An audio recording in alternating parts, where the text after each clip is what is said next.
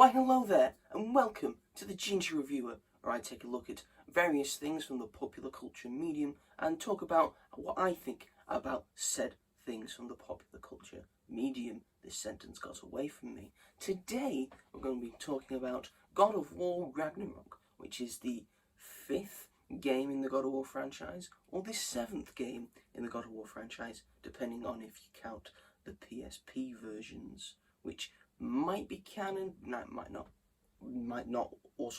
be canon. Just for people who don't understand that. I did a little research. I wasn't that sure. I've only played the 2018 version of God of War 3, so I'm not exactly an expert on God of War. I just enjoy the games. Anyway, if you watched my 2022 roundup, then you will know that I did mention God of War, and it didn't win. Sifu beat it out as my favourite game of the year. But that was only because I hadn't finished it yet, and I was having too much fun just roaming around all the different realms that you can travel in this game. I have now since finished it, and since the Game Awards have recently been a thing, 2 to 3 weeks ago, I'm on the pulse. I'm really on the pulse, aren't I? Yes, since that was sort of recent, for me anyway, I thought I would give my full opinions now that I've completed the main story. I haven't finished any of the side quests, so don't expect me to talk in much detail about every side quest, but I have finished the main story, and I feel I can give a full-on review on what I thought of this game. So God of War Ragnarok follows directly on from the 2018 God of War game. It follows Kratos and his son Atreus 5 to 6 years after the events of God of War 2018, and Fimbulwinter is upon them, which may lead to Ragnarok, which is why the game is called God of War Ragnarok, because it's about Ragnarok. I just thought I needed to mention that. I didn't, did I? Mentioned it now.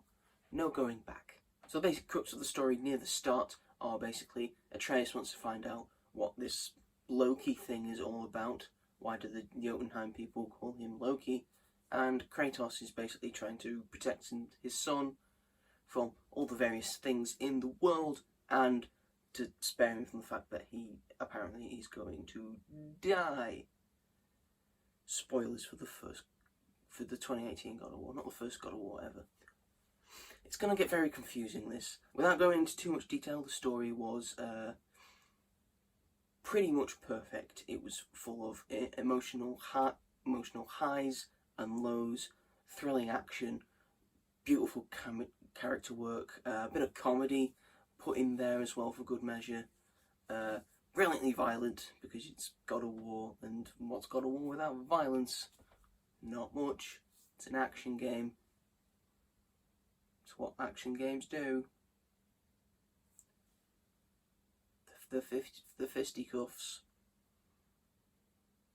I need to think these through more. I'm through this story while you are watching / playing the story. There's a lot of cutscenes, but all seamlessly transitioned like the last one, so it feels like one cut if you're going to play it all the way through. Incredible camera work throughout the entire game. Yes, through this story, you get a lot of great characters and great performances through them. There is a reason Christopher Judge got that award for best performance, because his performance as Kratos in this is chef's kiss. It is absolutely perfect. He's taken what was a fairly one-dimensional character in the first 3 God of War games and turned him into the poster boy of PlayStation now. Kratos was never that. It was Nathan Drake, and then it was Sackboy, and then it was Nathan Drake again. Kratos has become the main man for PlayStation, and it's all because of these 2 recent games and the performance and the character work that Christopher Judge and the scriptwriters have brought to this character, and they've remoulded the character into something more, with more dimensions, with more stuff going on, something that we want to be invested in, that we want to feel for, and that we've want our actions to affect the story when we play as this character, which is really nice to see, which I didn't get a sense of in God of War 3, which, although is very good in terms of gameplay and in terms of stylization and scope and scale and making you feel like a badass, it doesn't really give you, it doesn't make you feel for Kratos as a character, because he's just all anger, which I guess makes sense. But now that he's come out of that, it makes it just so much more interesting. In terms of gameplay, it is pretty much what you got in God of War 2018. So if you really enjoyed that, and I did really enjoy that, then there's what you loved in that game and a whole bunch more. It takes the basic premise of what they did right in the last game and just improves it, polishes it up, and then adds new stuff to it.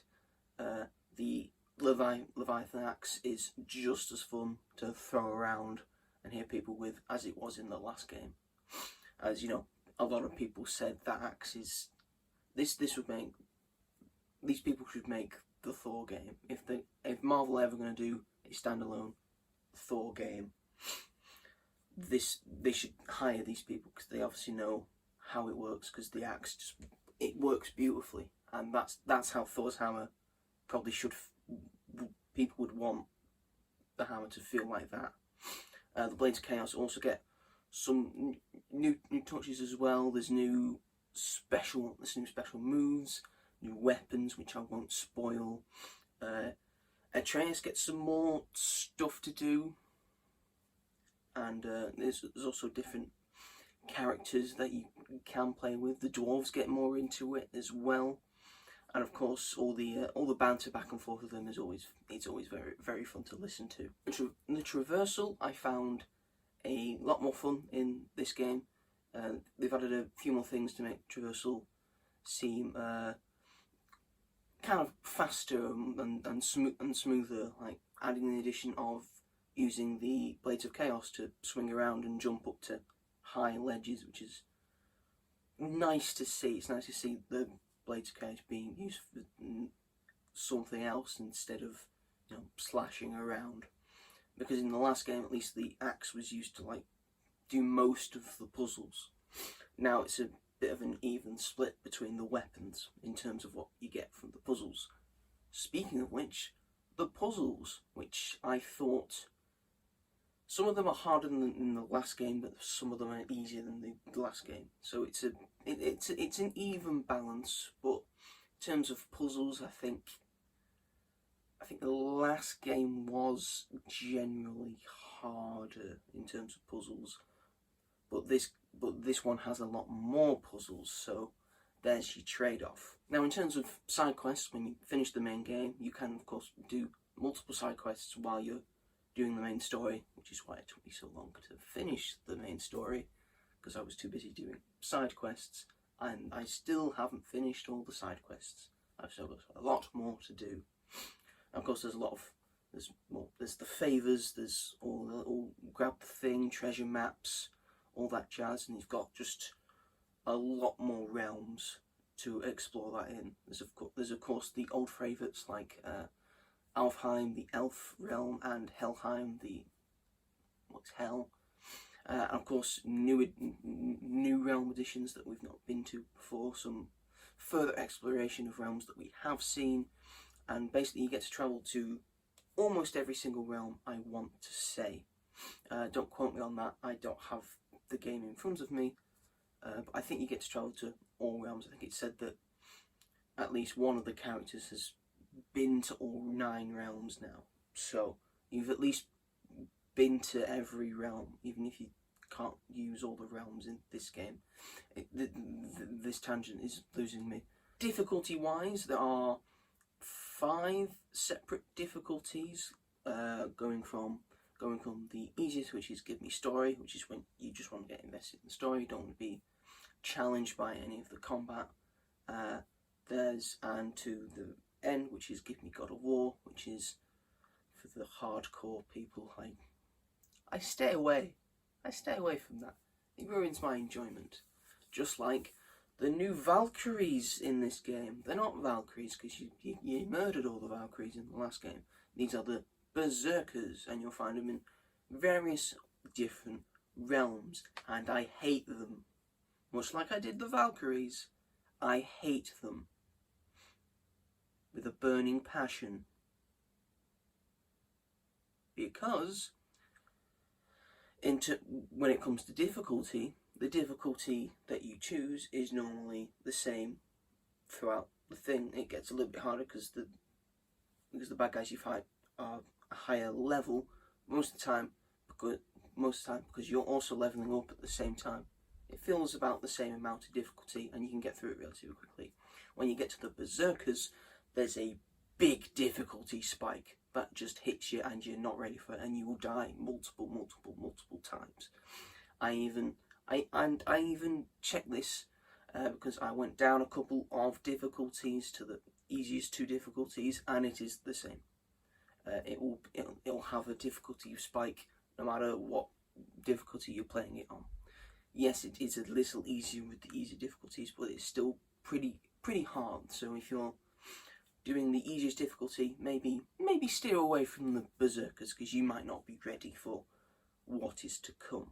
So there we have it. That is my general thoughts and opinions of God of War Ragnarok.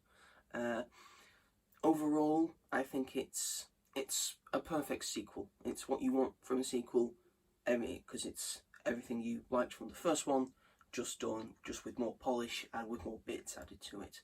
That is how you do a sequel in games wise. Now, after all, I think I enjoyed God of War 2018 story more than I did this one. There was a lot of stuff going on in this one, and it kind of was going backward and forward, and it didn't seem as coherent as the first one, or the 4th one, or the 6th one, depending on what you're counting. Oh, I'm so confused. But regardless, this is still an absolutely phenomenal game that I feel, if you are even a remote fan of gaming, you should play this game.